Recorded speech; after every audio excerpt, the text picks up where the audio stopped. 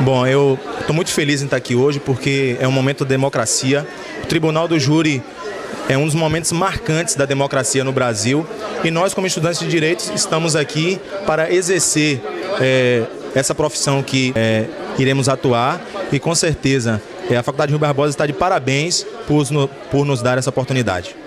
Evento ímpar, um evento acadêmico da Faculdade Rui Barbosa, tendo a prática jurídica em pauta no Tribunal do Júri, que é com imenso carinho e emoção que eu me sinto lisonjeado em ser convidado a participar de uma forma efetiva, fazendo com que nós tenhamos a possibilidade de fazer a justiça ser a prática do nosso dia a dia. Bom, eu quero falar que é uma grande oportunidade para os alunos da Faculdade Rui Barbosa estar participando desse júri simulado, porque é um momento que vai fazer com que nós possamos ter um aprendizado do que ocorre na vida real, né? E a gente aqui tenta justamente imprimir essa ideia do que ocorre lá de forma idêntica aqui. E vai ser muito legal essa discussão de teses jurídicas e tudo. Vai ser bem interessante. Peço aos senhores jurados que o depoimento da testemunha, o depoimento da senhora Dalva não seja considerado como de testemunha, mas apenas como informações pré-declaradas. Mas que membros da defesa? Não, foi dada a contradita. Eu vou dispensar. Era só para confirmar a contradita. Senhora Dalva, muito obrigada. A senhora com outra dispensão.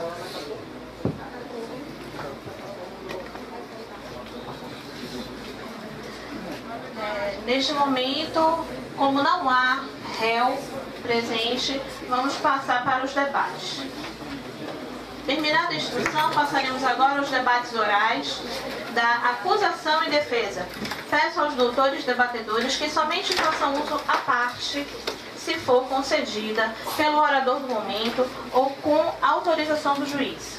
Com a palavra ao doutor, senhor promotor. Vossa Excelência tem um prazo de 45 minutos.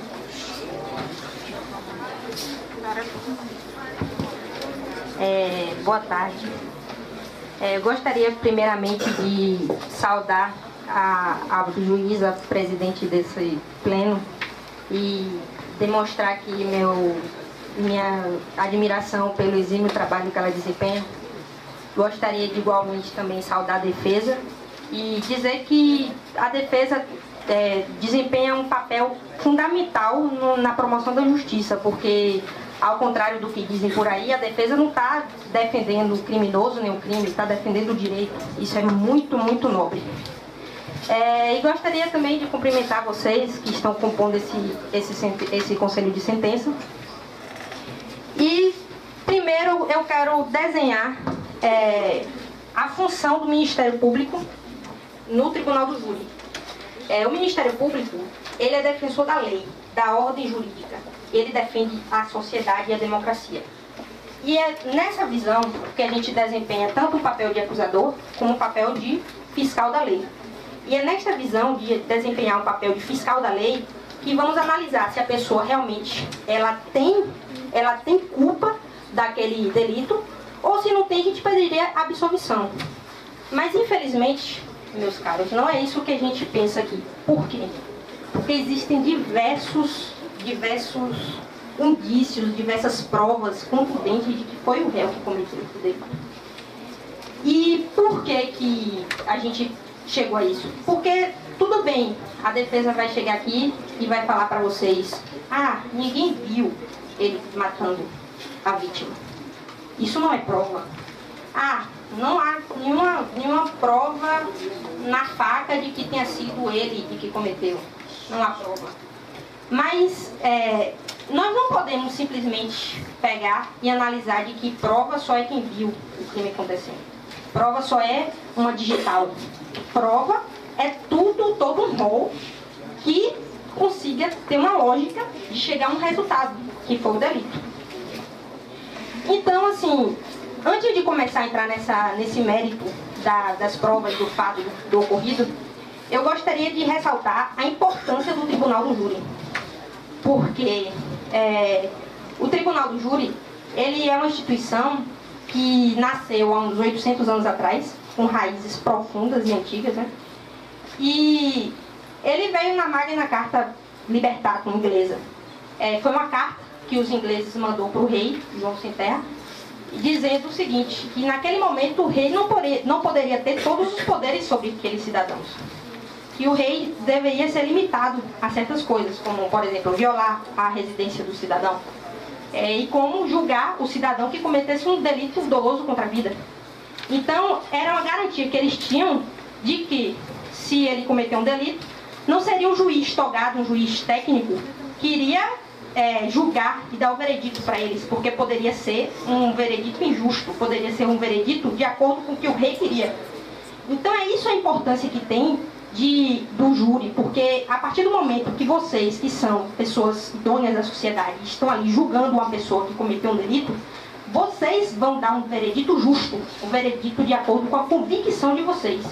E é só isso que eu peço. Eu peço que vocês julguem com imparcialidade, conforme o juramento de vocês, e com a convicção do que ocorreu, dos fatos que vamos narrar aqui agora.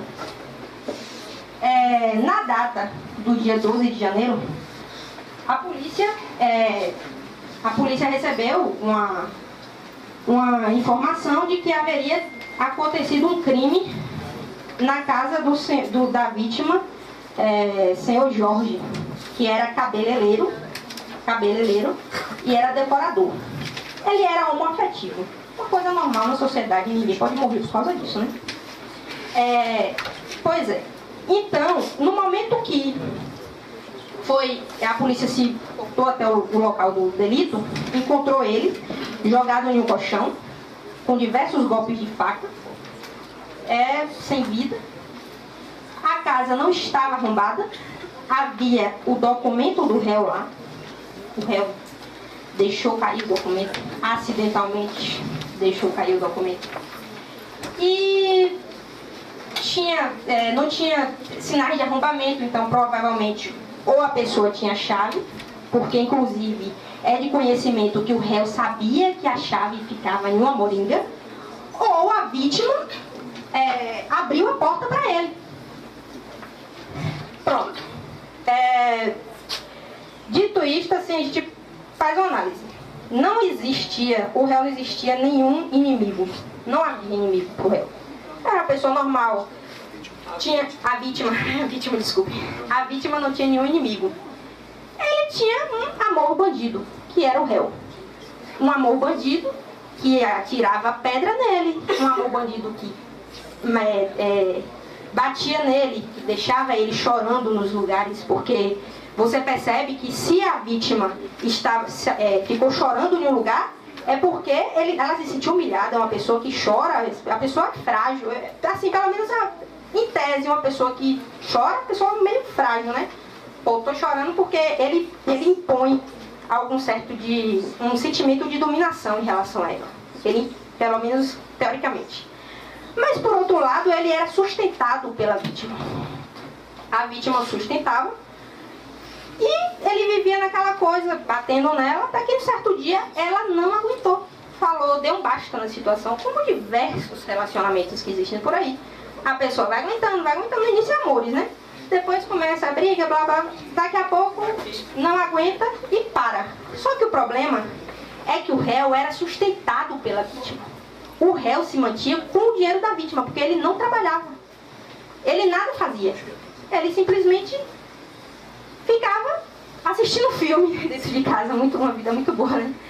Então, quando a vítima parou de sustentar ele, quando a vítima terminou com o relacionamento, ele começou a ter um desempenho de seguir a vítima, ficar espreitando na casa dela, ficar umas atitudes assim, bem de que não estava conformado com a situação.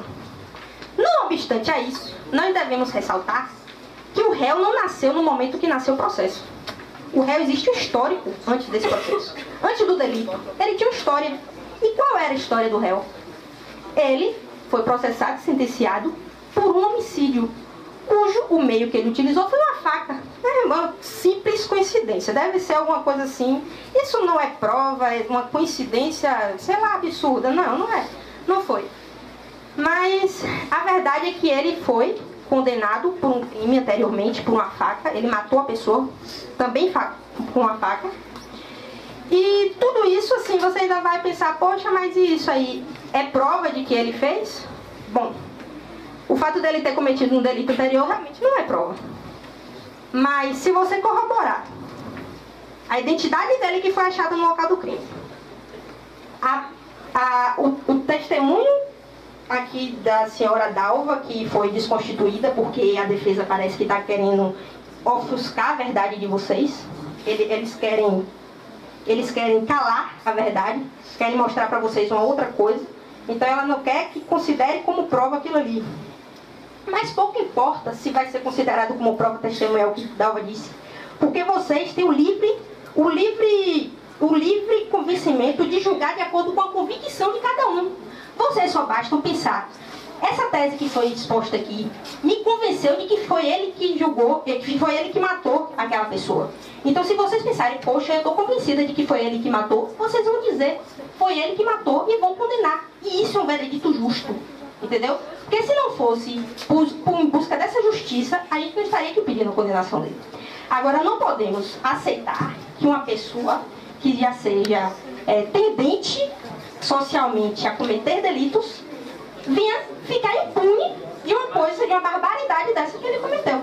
Por quê? Porque a defesa vai dizer, mas não há ninguém que viu ele cometendo o crime, então não há provas de que foi ele que cometeu. Mas é aquela coisa, não há prova? Há prova sim. As provas, quais são as provas?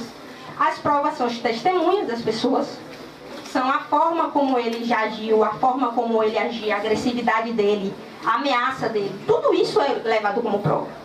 E existe um doutrinador italiano que ele fala, o nome dele é Henrique Ferri, que ele fala que a rainha das provas é a lógica. E é justamente por isso que a gente pede absolvição. É se utilizando dessa lógica para poder... a condenação. É se utilizando desta lógica que a gente vai... Me desculpe, gente. O material. Vamos lá. É se utilizando desta lógica que a gente vai pedir a condenação da pessoa. Por quê? É lógico que ele tenha motivos para matar? É claro que é lógico que ele tem motivos para matar. Ele estava sem ter quem financiasse a vida dele de assistidor de filmes. É lógico que ele é uma pessoa com um caráter tendente a matar? Claro, ele era processado por outro crime. Então, se ninguém matou, por que a vítima morreu, já que ninguém matou? Porque não tem provas de que tem uma digital. Não tem ninguém que tenha visto ele matando. Porque se fosse nenhum crime, ninguém vai ser condenado nunca. Porque se precisa uma pessoa ver para poder saber que foi a pessoa que fez, me desculpe. Mas, como eu estava falando, então vocês têm que julgar de acordo com a convicção de cada um. É saber que naquele momento quem foi que fez, e vocês têm que ter esse convencimento, porque justamente porque vocês têm que levar em consideração todo o histórico do réu. Então vamos lá.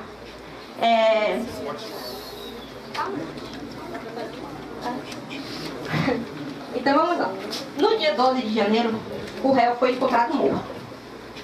Você percebe que no laudo tem dizendo de que o réu, a vítima foi encontrada morta. Jorge foi encontrada morta. E você percebe que no laudo tem dizendo que ele houve cortes no braço, porque provavelmente no momento da facada ele tentou se defender.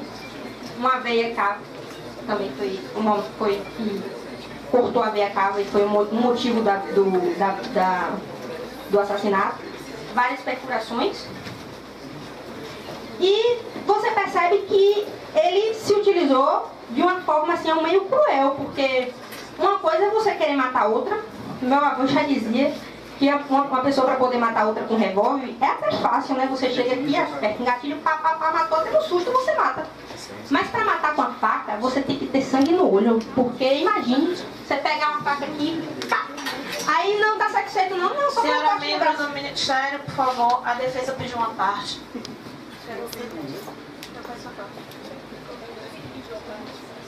A doutora citou cortes no braço.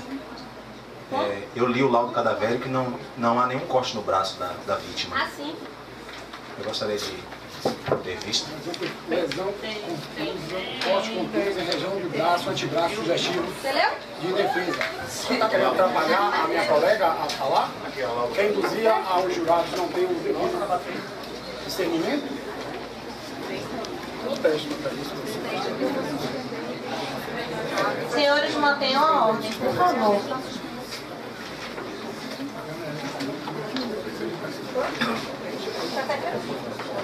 Bom, a defesa está tentando tumultuar, mas vamos lá, a gente não precisa disso para poder ganhar um julgamento, né? Vamos lá. Então, assim, como eu estava falando, eu estava na parte de que a pessoa tem que ter muito sangue no olho. Isso aqui para os senhores. A pessoa tem que ter sangue no olho para matar uma pessoa de faca, né? Porque você dá uma facada, tem um corte, fala, pô, não, um corte é facada qualquer pessoa dá. Mas dá uma facada, dá duas facadas, dá 3 facadas. Por favor, pela ordem. O membro da defesa, por favor. Senhor membro da defesa, pela ordem. Como assim? Não, pode levar. A própria juíza não está deixando. Senhores, por favor. Deixa a juíza ver, deixa a juíza ver. Por favor. O senhor membro da defesa, por favor. Eu pego o seu documento e levo até o senhor. Por favor. É isso. Eu quero pegar o meu documento. Esse documento é meu. Ele está impedindo que eu peça uma coisa aí, entendeu? Apesar de você botar nada aqui em cima. Tiver espaço. Por favor. Plateia, por favor. É o laudo cadavérico. Tá aqui?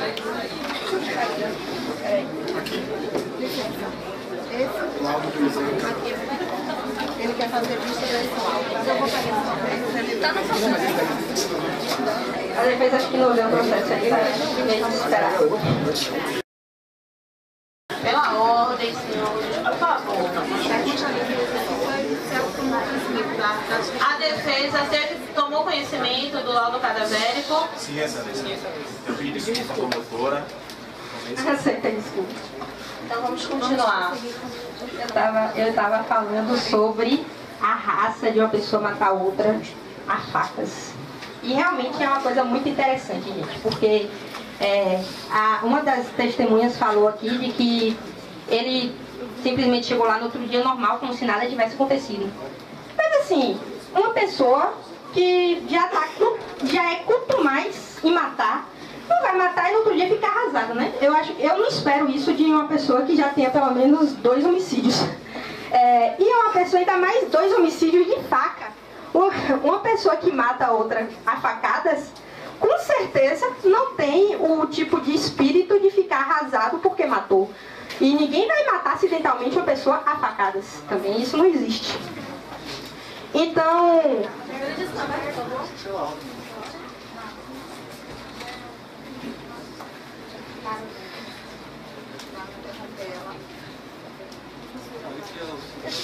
Desculpa, é porque eu não entendi o que a nossa doutora disse, que o réu ela tem dois homicídios, que foi acusada de 2 homicídios. Não. Eu não tenho isso. O réu foi acusado de 1 homicídio, onde ele foi condenado a 6 anos e pouco, certo? Sim, sim. E este 2º homicídio que ele está sendo acusado agora. A senhora já sentenciou? Ele já Não, eu não falei sentenciado, não. Eu falei a pessoa que faz é o porque da forma que a documento. senhora falou, ficou parecendo que ele tinha passado por 2 homicídios. Foi 1 homicídio. Foi só um nome dele. Só para deixar claro e não confundir as pessoas. Segunda vez, se você tem que pedir uma parte para interrompimento da acusação. Para tumultuar Estamos no nosso o voto do jurado. Estamos no nosso direito de esclarecer. Ordem, senhores. Então, eu vou ser mais clara, Ordem, senhores, por favor. Então, eu vou ser mais clara possível. Ele foi condenado por um homicídio, que foi por facas. Ele foi condenado. E está sendo acusado por esse homicídio. Então, o que foi que eu quis dizer, em outras palavras? Eu quis dizer de que uma pessoa que comete um primeiro delito com facas e depois comete um segundo delito, porque eu estou afirmando que ele cometeu este delito. Eu estou afirmando isso aqui, porque a convicção eu tenho disso. Senão eu não estaria aqui pedindo a condenação dele. Então, diante disso, eu não esperava que ele chegaria no outro lugar, na casa da costureira, e dissesse assim, poxa, eu estou arrasado porque eu matei ontem o cara que me sustentava a facada. Eu estou muito arrasado. Claro que não, ele vai chegar lá como se nada tivesse acontecido. Isso não é prova de que ele não tenha cometido o delito. Pronto, já. Pois é. Então, meus caros, eu quero dizer para vocês isso. É de que existe todo um rol probatório de que foi ele que cometeu o delito. Porque existe testemunha falando do comportamento dele, existe a forma como ele se portava depois que terminou o relacionamento. Então, tudo isso é um arcabouço, é um histórico de que corrobora para poder mostrar para vocês de que não é ilógico o que a gente está pedindo, muito pelo contrário. É o mais lógico. O ilógico seria dizer que ele é inocente, porque ninguém viu o que ele fez. Não basta uma pessoa ver. Não precisa uma pessoa ver.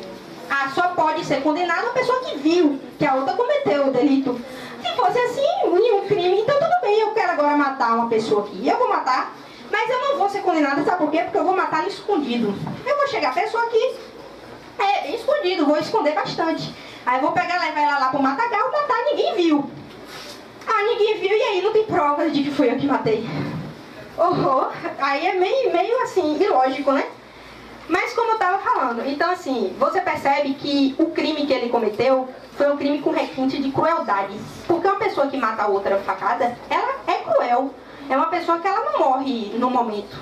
Ela vai morrendo aos poucos, a pessoa recebe a facada e vai ali morrendo, vai percebendo, poxa, eu tô aqui morrendo agora e vou perdendo sangue, vou sofrendo, agonizando, até o momento que eu perco a consciência e morro. Então uma pessoa dessa é uma pessoa cruel. É uma pessoa que não é merecedor de estar nessa sociedade. Porque, veja bem, o dever de nós, da sociedade, é analisar o perfil daquela pessoa que descumpre uma lei, tirar essa pessoa da sociedade e fazer com que ela não é bem castigada, mas ela seja punida de uma forma que ela possa se arrepender pelo menos um pouco do que ela fez. Não podemos permitir que uma pessoa que simplesmente cometeu o delito que cometeu, simplesmente sai por aí impune, sai por aí como se nada tivesse acontecido. E é justamente esse o papel que entra vocês.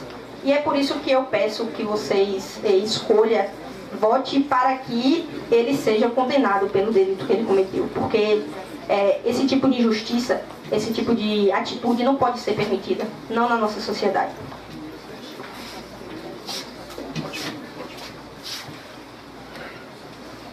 Bem,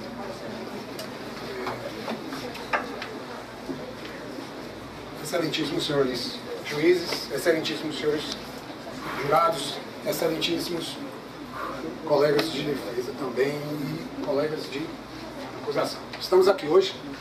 O primeiro momento que eu tenho a falar é o seguinte: eu reitero tudo que minha colega de acusação, doutora Paula, falou. A gente tem que analisar o caso, não especificamente só no momento do que aconteceu, porque particularmente a gente tem que saber a história. Tudo tem uma história, tudo tem um início, um meio, infelizmente, um fim. A gente tem que partir do princípio de que no depoimento, nos indícios, tudo vai montando um quebra-cabeça que chega ao mesmo fim em duas histórias que são diferentes. Ele foi condenado em um caso anterior e acusado no mesmo modus operandi, sendo que no primeiro caso foram 11 facadas. Não é uma coisa simples, é como a colega disse. Para se matar uma pessoa dando tiro é muito simples. Para se matar uma pessoa dando facadas, tem que ter sangue no olho. A gente tem que partir do princípio de que as desavenças tinham. O relacionamento não estava mais o mesmo, passou o tempo. Ele aceitava acabar o relacionamento? Claro que não. Por que ele não aceitava? Porque era notório que ele vivia às custas da vítima. A vítima trabalhava como cabeleireiro, a vítima trabalhava como decorador, a vítima era um trabalhador, acredito que como todos aqui presentes, porque como o acusado não se encontra, já mostra que tem alguma coisa assim que não bate. Eu particularmente acredito que quem não deve, não tem. Se eu tenho que responder pelos atos, eu respondo de frente. Eu acho que faz parte a gente assumir os atos que a gente faz. Não simplesmente faz, corre, foge, depois não aparece, ninguém que encontra, depois arranja alguém para o outro dia aparecer e dizer. E simplesmente insistir em não vir na audiência, mandando representantes legais, mas não vir. Não chegar aqui e dizer aqui para todos vocês ouvirem que não tem nada a ver com isso. Agora, como não aceitar um relacionamento que se acaba? Faz parte. Todas as pessoas têm autonomia em o livre-arbítrio de querer terminar ou continuar o relacionamento de acordo com suas convicções. Agora, se eu acho que cada pessoa que tem um relacionamento onde você coloca a outra pessoa como dependente, uma pessoa que simplesmente não trabalha, porque pelo dicionário, segundo o dicionário Aurélio, quem não trabalha, quem é uma pessoa errante, quem vagueia, é um vagabundo. Segundo o dicionário Aurélio, o conceito é esse. Nós não temos que nós ver a realidade. A pessoa que tem esse perfil, que não tem nada que tenha uma previsão futura, vive às custas de uma outra pessoa no relacionamento. Quando se vê ameaçado em terminar esse relacionamento, insistir em brigas, insistir em discussões, insistir em perseguição, insistir em espreitar, ir atrás da vítima em casa, insistir em agressões verbais, insistentes e em público para todos ouvirem, insistir em agressões até certo ponto físicas, pessoais para com a vítima. Porque a partir do momento, segundo que está no depoimento, que está nos autos, que um tijolo é lançado contra uma pessoa, um tijolo, vai que você vê, beleza, vamos ver. Um tijolo, como é que você sentiu o que é? O que é o peso de uma vítima, o que a vítima sofreu. O que a vida que eu estou mostrando, o que aconteceu em relação aos atos. Os autos têm mostrado isso. Não cabe essa prova, foi tirado do local, realmente, Ordem, senhores, membros do Ministério Público, esse objeto não pode. Nós queremos impugnar isso. Mas vocês entenderam que é uma pessoa... Já foi recolhida, Celeste. Já foi recolhido, viu, senhores? O que é uma pessoa, primeiro agressões verbais, depois agressões físicas insistentes, depois uma tentativa, porque na realidade uma tijolada, no meu ponto de vista, é uma tentativa de homicídio. Eu não acredito que ninguém tenha o interesse de dar uma tijolada para dar um carinho. Fazer um carinho. Mas é uma pessoa que eu tenho tanto afeto que eu vou dar uma tijolada. Não! A impunidade não é para ser aceita. Não! Não devemos absolver o réu. Ele não está aqui para receber a acusação que é dele. Por quê? Porque foge. Porque tem que fugir, né? Quem tem culpa tem que fugir. Se a gente pensar que todos da sociedade têm sonhos, todos que são trabalhadores aqui, sonhos. Somos estudantes, somos trabalhadores, somos pessoas de bem. Nós temos possibilidades de futuro que só depende mais da gente. Então nós não podemos ficar a mercê de pessoas que estão convivendo em sociedade, mas que têm uma indolimar de lhe atingir. Uma indolimar de lhe atingir, ou porque pode ser que lhe encontre na rua, ou então de alguma forma pode querer, devido a um relacionamento que não deu certo ou não, querer lhe atingir porque não está tendo o que você antes proporcionava a ela. Se não tem isso, a pessoa pode subjugar outro, pode oprimir, a vítima chegar ao ponto de chorar. Chorou, como se pedisse auxílio e socorro. Deu um depoimento para outra pessoa, outras pessoas ouviram que ela estava numa situação difícil, tinha medo pela própria vida, tinha temor contra a própria vida. Na realidade, o réu é um destruidor de sonhos. Um destruidor de sonhos de pessoas de bem, que não deve ser absolvido. Ele merece a condenação justa.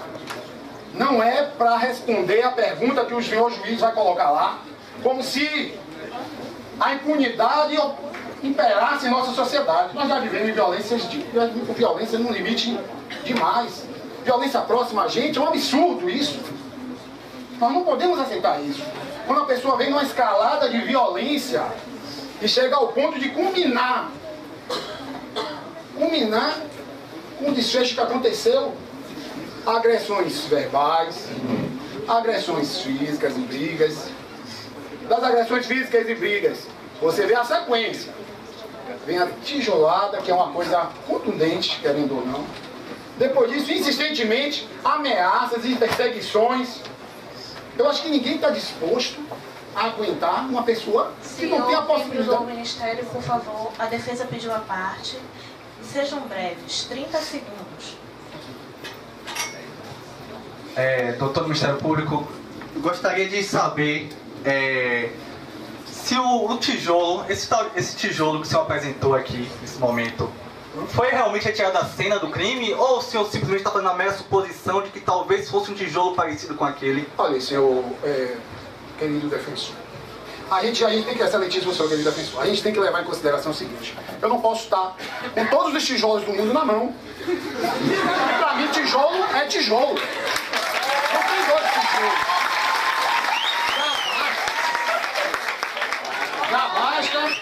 Já basta.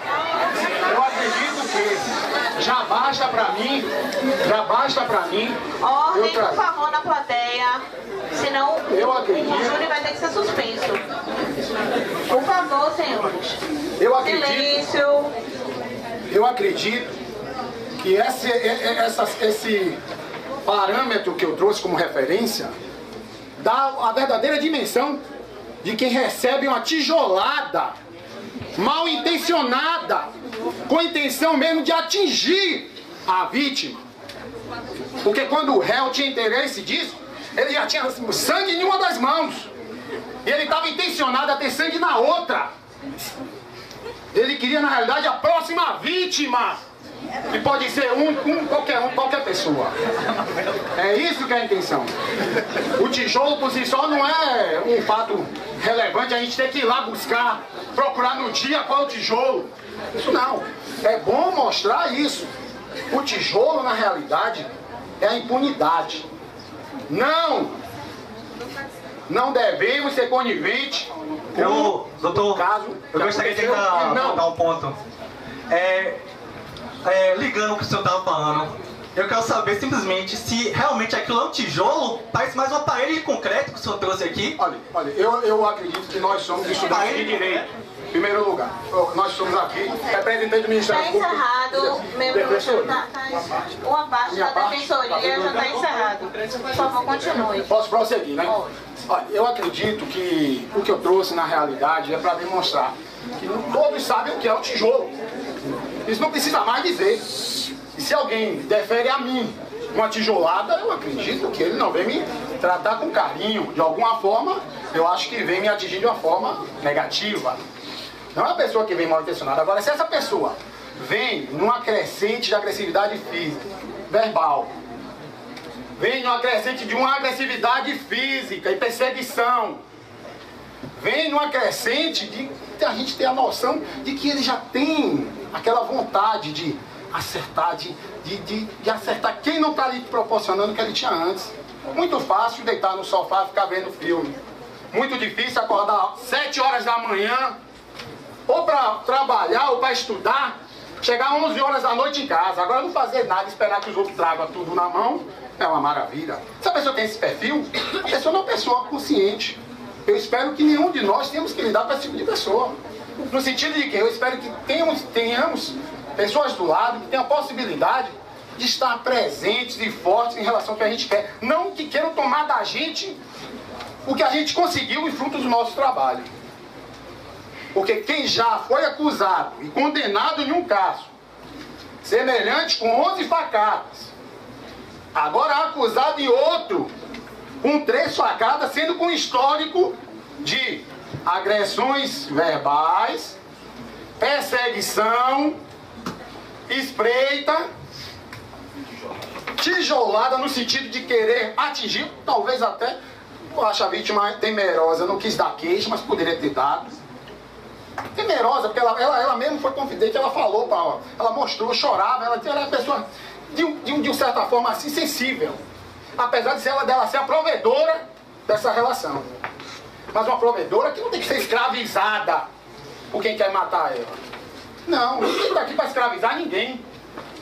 Eu acredito que a gente tem que ter livre-arbítrio para a gente ter consciência dos nossos atos e poder decidir o que a gente quer, independente de ser subjugado, independente de ser influenciado a querer aceitar de qualquer jeito o que pessoas maldosas, pessoas que já têm intenção de agredir ou de acertar alguém, vindo em nossa intenção.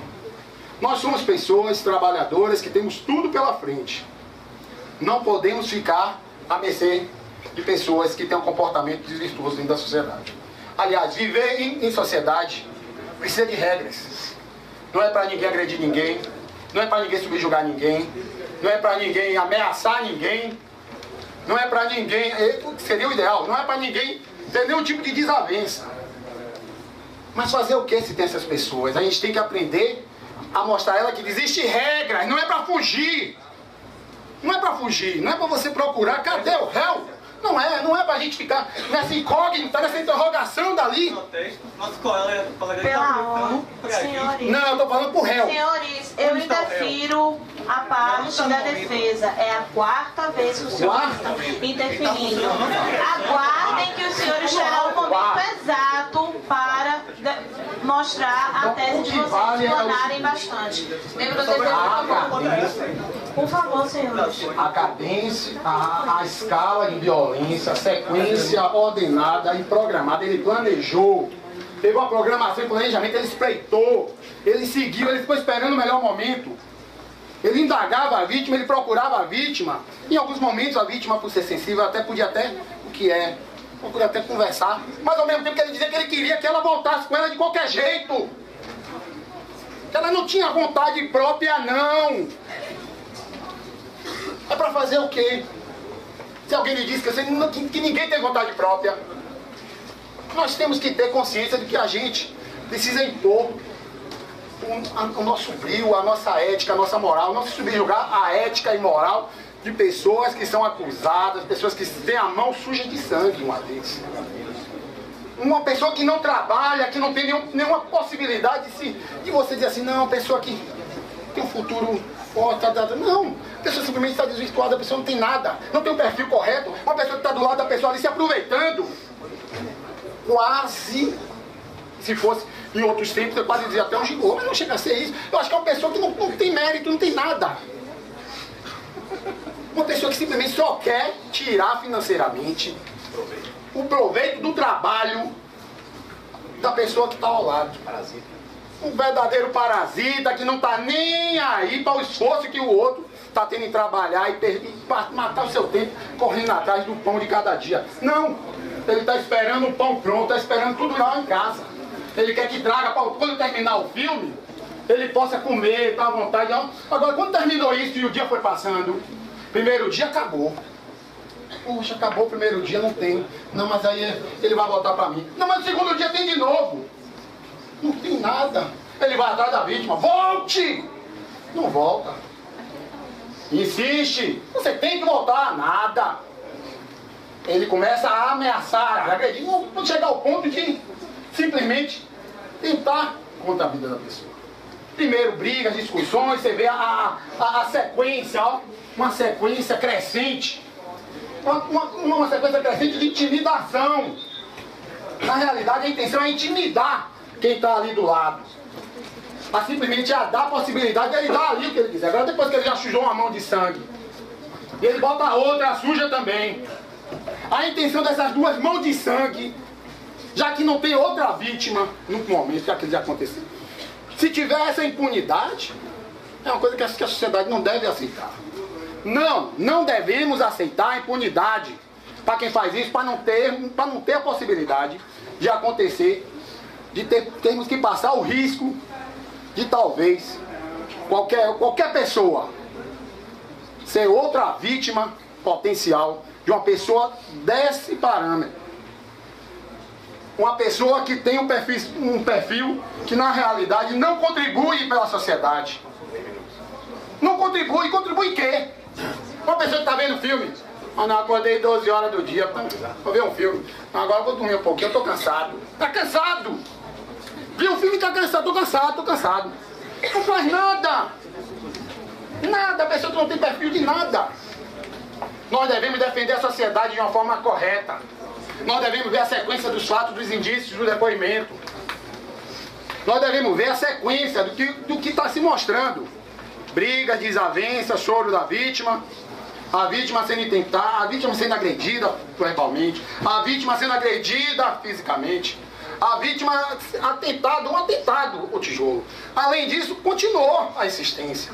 A espreita da casa da pessoa, ó, cercando, procurando ver uma brecha para poder cercar. E no dia do fatídico fato, o documento dele estava lá e não tinha nenhum BO de delegacia, nem nada, dizendo que perdeu o documento, não. Foi encontrada a identidade. Depois que é muito fácil para matar, fazer o que tem que fazer e sair correndo e esquecer do que tem. Ou então deixar cair. É muito fácil. É muito fácil a pessoa se esquivar de responder pela verdade. É muito fácil a pessoa não apresentar aqui perante a gente para se defender. Muito fácil isso. Quem não deve, não teme. É uma frase que eu conheço.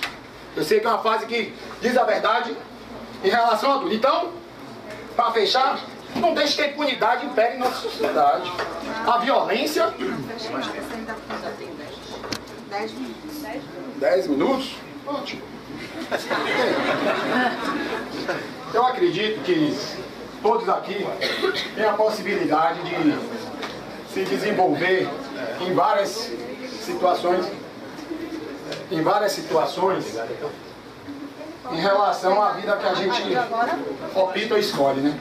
Eu acho que se a gente escolhe ser trabalhador, a gente tem um perfil em batalhar, de correr atrás. Mas quando a gente não escolhe ser nada, é nada que a gente vai. A gente só colhe o que planta. Agora é muito bom colher o que os outros plantou. É injusto. E quando a gente vai ter esse ato sorrateiro de querer forçar o outro vir a passar o que tem de posse, o que tem de bem, o que tem de bom, para que só a pessoa fique com aquilo e tire da vítima a possibilidade de ser um ato sorrateiro. Isso não é de uma pessoa que tem uma índole boa. A maldade, a malícia, aquela coisa de querer ficar ali esperando, espreitando o momento ideal, isso é o predador atrás da caça. Isso é o potencial que ele tem de simplesmente se desenvolver. Se desenvolver de uma forma agressiva, que deu a possibilidade dele subjugar ou tentar subjugar quem quer que fique no intermédio entre o objetivo dele, que era a parte financeira. É muito bom ter boa vida e não precisar acordar às 7 horas da manhã. É muito bom ver filme. Mas cadê a responsabilidade? Cadê o perfil de uma pessoa correta? É muito bom querer subjugar quem está no relacionamento. É complicado a pessoa que está no relacionamento ter que aceitar uma postura de que não faz nada. Quem está ali com as pernas para cima, vendo televisão o tempo todo, vendo filme. E depois diz assim, olha, se você não tomar uma atitude, a gente vai ter que terminar. Não, mas depois eu vejo. Não, depois eu vejo. Quando você diz, olha, então a gente vai terminar. Não aceito. Aquele ímpeto que ele tinha guardado em relação à agressividade aflora a cada dia que passa. A cada dia que as necessidades diárias dele vai se aumentando. E o que ele tinha antes? Não tem mais. Quem provê? Ninguém.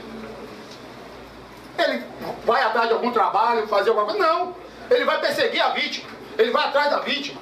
Ele fica espreitando onde é que ela está. Ele vai para casa da vítima. Ele fica olhando no... Ele agride, ele discute. Isso tudo, na realidade, só vem a mostrar o seguinte. Todos nós vivendo em sociedade, nós temos conceitos e visões que, na realidade, devem convergir para um ponto só, de justiça. O papel da sociedade vem em cima da justiça, não da impunidade. Não! Não deve absolver o réu que não está ali. Não, ele não está aqui para dar atenção a vocês, para dizer a vocês a verdade, para dar um depoimento. Ele não está aí que procura, quer até falar, perguntar a ele alguma coisa. Não tem. Ele simplesmente se esquiva, ele vai embora. É uma coisa que, isso é um perfil de quem fez e ó, quero ir embora. Eu não vou ficar na frente não, que o que vem depois é pior. É a mesma coisa, sabe o quê? Um ditado que diz que é muito fácil matar, às vezes, um elefante, mas é difícil remover o corpo. Porque o que vem depois da morte, ninguém quer encarar. Ele quer, ó, se sair, ele não quer estar ali. Não quer responder pelos seus atos. Ele não quer, perante a sociedade, que não é o primeiro caso em relação a ele, é uma mão suja de sangue, outra mão também. Peço licença ao senhor promotor, o seu tempo, só faltam 5 minutos para esgotar. Bom, ótimo. Tudo isso, na realidade, que eu estou dizendo é o seguinte: o perfil dele, na sequência de tudo, mostra não só que, no momento do crime, mas os indícios, as razões, segundo ele, é que levam à lógica de que tudo ali está mostrando que quem veio em direção tinha intenção, sim, tinha um ânimo necante, tinha um ânimo de matar, já tinha uma mão suja. Quando já teve a primeira iniciativa, já teve um intento, a outra é muito mais fácil sujar. Difícil é fazer a primeira vez. Mas quem já fez, a segunda é uma consequência. É só provocar a fúria que tem dentro dele. É só provocar aquele momento de desequilíbrio que o tempo faz com que ele, ó, vá potencializando. Passa um dia, passa outro, ele vai atrás. Cadê? Tem que voltar. Não, tem que voltar. Não, eu não quero mais. Não é assim, tem que voltar. Gente, não. Todas as pessoas têm direito de ser e estar da forma como querem. Conscientemente e tendo a escolha de suas vidas em primeiro lugar. Agora, não se subjugar ninguém. A sequência, o intercrimes que a gente vê, é isso. A gente vê na realidade, no primeiro momento, uma cogitação em relação ao crime, que a gente vê ali aquelas brigas, aquelas discussões, aquelas agressões verbais, uma agressões físicas, uma tentativa inicial, uma tentativa contundente. Não é uma tentativa simples, é uma coisa agressiva. Que eu espero que ninguém daqui passe. Depois disso tem um preparo em relação ao caso, que ele espreita, ó, tá cercando, tá vendo a possibilidade, o melhor momento de ataque. Porque quem já fez uma vez, sabe que ele tem que ter mais cuidado, porque ele tá ali, ó, esperando, segue, vai ver. Depois executa e consuma o fato. De uma forma covarde, porque foge, depois até aqui foge de novo. Não se encontra aqui para responder o que falou, o que fez. Não se encontra, não foi nem encontrado pelos investigadores em relação ao inquérito recebido. O que vale é que a gente tem que ser contra a impunidade. Ninguém está aqui para subjugar ninguém. Estamos aqui hoje, voltados, para responder a seguinte pergunta: a absolvição do réu? Não! Não, por quê? Porque a lógica e os indícios que estão mostrando, a única pessoa que podia se intentar contra é o réu. O réu tinha indício, o réu tinha intenção, já tem um ânimo negante dentro dele, já tem a intenção de atingir alguém. Não tem medo de pegar uma faca simplesmente. Não tem medo, aquilo já faz parte dele, a mão já está suja de sangue. Eu não tenho a minha mão assim, eu nunca, minha índole não é essa. Mas quem tem a mão suja de sangue, é muito fácil correr atrás, subjugar ou querer forçar os outros em alguma coisa. Entendeu? Não, a gente não pode aceitar a impunidade na sociedade. Entendeu? A sociedade precisa que vocês que são representantes tenham consciência de toda a história. Que sabem que a história que aconteceu com essa vítima que perdeu a vida. é uma história que precisa de resposta, e essa resposta é não. O réu, que já tem essa mão suja de sangue, e é acusado desta outra, ele precisa responder pelos atos dele. O voto que o júri deve dar é não. Tem que ser não à impunidade, não a subjugar as outras pessoas, não a não fazer nada, a não trabalhar, não há nada que não preste em relação à sociedade. Eu acredito que essa é o veredito que todos da sociedade querem e sabem que esse que é o verdadeiro benefício para a sociedade. Eu agradeço a oportunidade. Passo a palavra agora aos membros da defesa.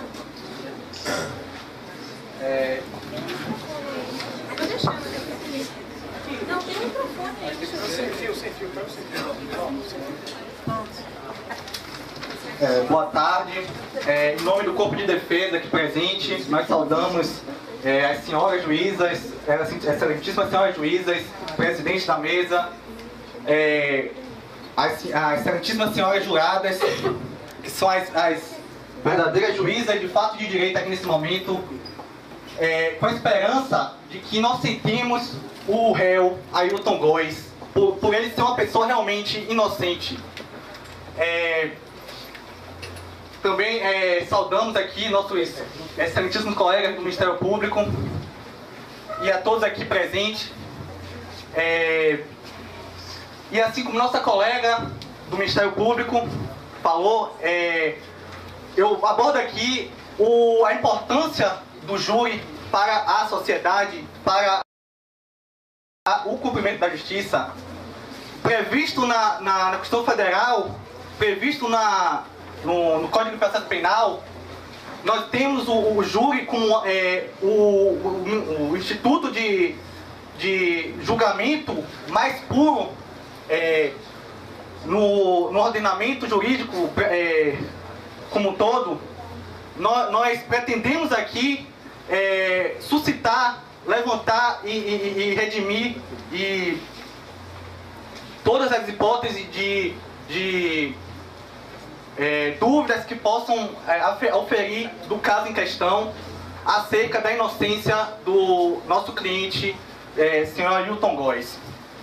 Gostaria também de abordar um ponto aqui acerca do nobre professor Guilherme Souza Nutti, em que ele, em seus ensinamentos, aborda o surgimento da nulidade de processo posterior à decisão de pronúncia, que, como bem sabemos, no processo, o próprio Ministério Público, ele suscitou a impronúncia do réu. Ou seja, nem o próprio Ministério Público tinha certeza da autoria do réu no fato em questão. De tal modo, nós, assim como preza o excelentíssimo Guilherme Souza Nutti, apelamos para tal corte acerca da decisão de pronúncia, havendo data máxima, indícios insuficientes de autoria. Passo agora a palavra para o nosso colega Carlos Augusto. Boa tarde. Eu quero agradecer a presença de todos aqui. Quero honrar a excelentíssima juíza, o Ministério Público, que faz o seu trabalho com bastante honradez. A nossa equipe de defesa, eu quero me congratular por esse trabalho árduo desses dias acerca desse processo. Quero lembrar de início a fala do Ministério Público, que pediu a absolvição no início da fala da doutora, e acredito que isso está no subconsciente deles, a absolvição. Também quero dizer que foi contada uma história muito bonita aqui, pelo doutor promotor, com a máxima data vênia, uma história apelativa, uma história em que ele utilizou algumas fábulas para, de alguma forma, impressionar o coração das excelências que são jurados, que hoje estamos aqui em um momento único da democracia. O tribunal do júri é um momento onde a democracia é feita de forma suprema. Não é à toa que o Instituto da Plenitude de Defesa é executado nessa instituição que é o Tribunal do Júri. Primeira coisa que eu quero falar é que eu não sei se os membros do Ministério Público já leram o Código de Processo Penal, mas o nosso cliente, Ailton, ele não está aqui com respaldo no Código de Processo Penal. O Código de Processo Penal diz que o acusado ele pode se tornar oculto. Então ele não está aqui porque ele tem medo ou porque ele deve, como foi dito aqui, de forma infeliz, mas ele está aqui por um respaldo da lei. O Código de Processo Penal, no seu artigo 363, no seu inciso 1º, diz que o acusado ele tem o benefício de se tornar oculto, o que é diferente de alguém que é foragido. O foragido é após a sua sentença. Mas eu quero abordar alguns pontos aqui e que julgo eu muito importantes na nossa fala. Nós quando assumimos esse caso com um intuito.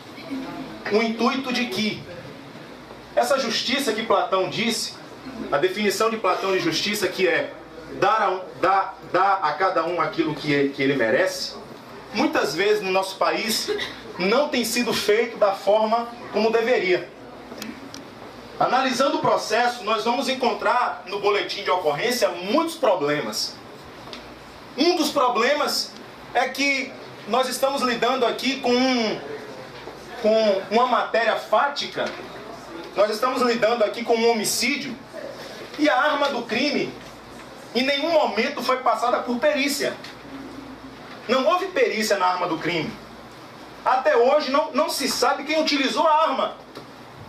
No boletim de ocorrência, o doutor delegado diz que a arma foi encontrada, mas não houve perícia.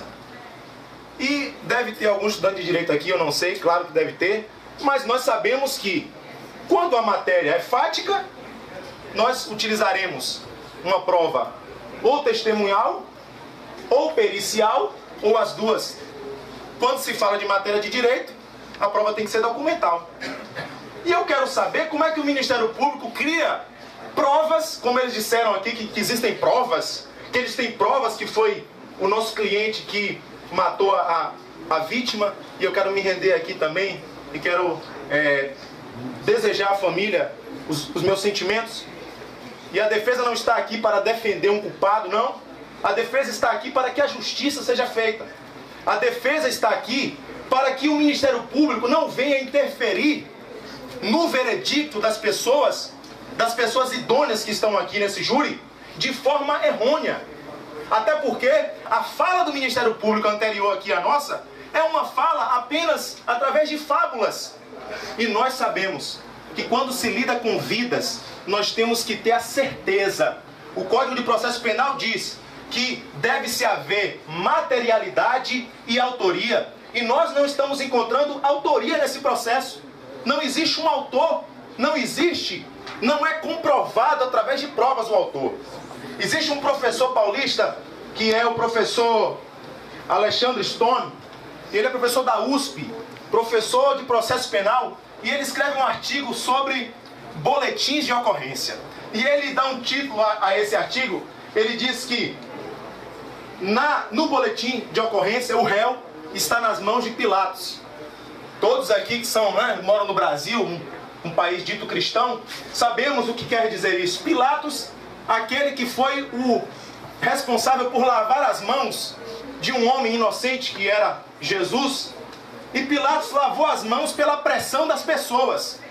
As pessoas estavam pressionando ali, dizendo: tem que crucificar Jesus, crucifica, crucifica. E Pilatos, que tinha o poder de decisão, o poder que vossas excelências têm aqui hoje, o poder de mudar a vida de alguém, o poder de ou pôr essa pessoa em uma situação de massacre social, ou de tirar essa pessoa desse momento.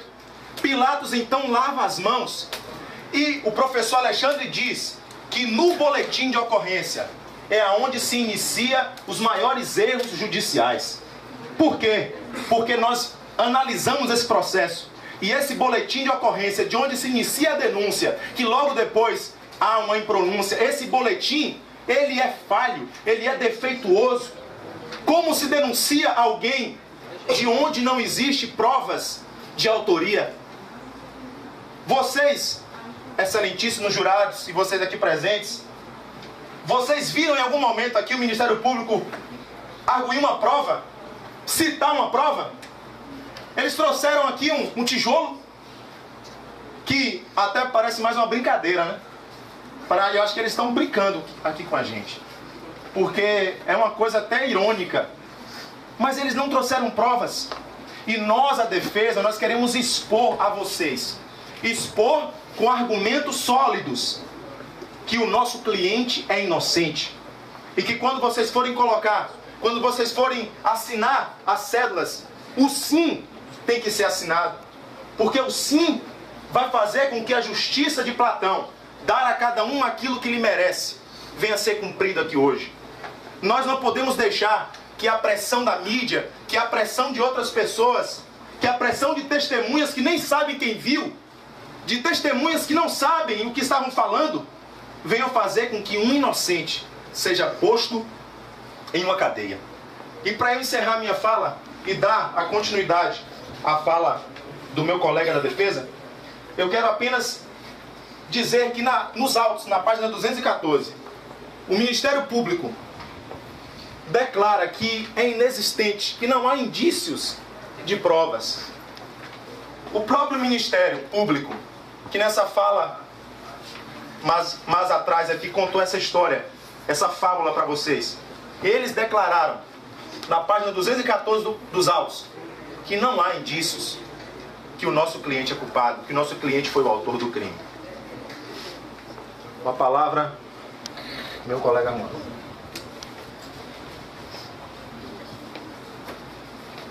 Primeiro, boa noite a todos e a todas. Queria saudar a mesa, em nome das senhoras juízas, saudar o Ministério Público e saudar as senhoras juradas. Eu venho nesse caso mostrar que o sistema jurídico penal brasileiro está equivocado, está errado. Vemos aqui um senhor, o senhor Ailton, é um senhor inocente, que está sendo perseguido durante todos esses anos por um caso que ele não tem nada a ver com isso. O Ministério Público aqui alegou que se tratava de um vagabundo. Parece que eles vivem no mundo da lua e não sabem que estamos em meio a uma crise econômica mundial, que na Espanha, inclusive, tem 25% de desempregados. Os últimos dados do Brasil foram que o desemprego está crescendo. Agora me digam quantos estão aqui em busca de emprego. Será que os desempregados que estão nessa sala, pode até ter jurados e juradas aqui, juradas nesse caso, desempregados, será que as senhoras são vagabundas? É isso que o Ministério Público alega.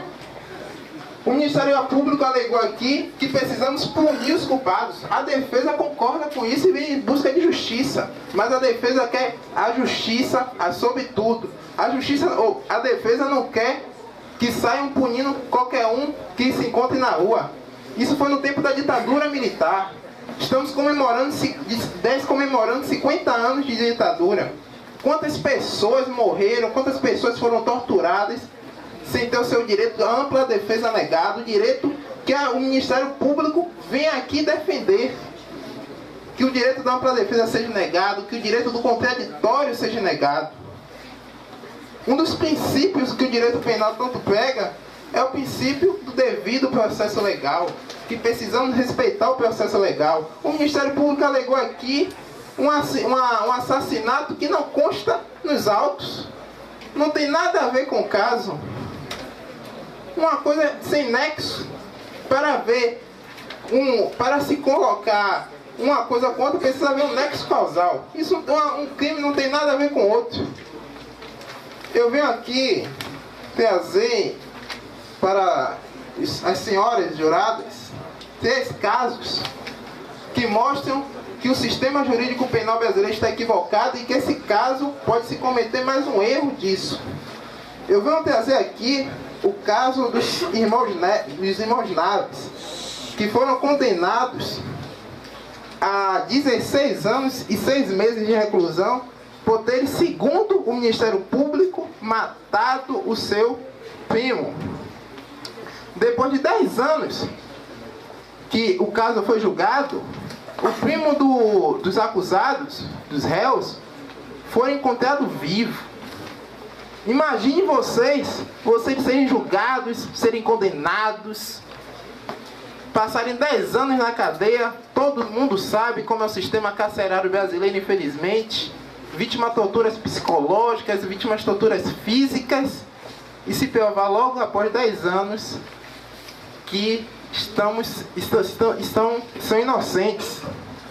Viu trazer o caso também do senhor Jonas da Silva Cruz, que foi preso em 94, acusado pelo Ministério Público de estuprar a sua enteada de 12 anos.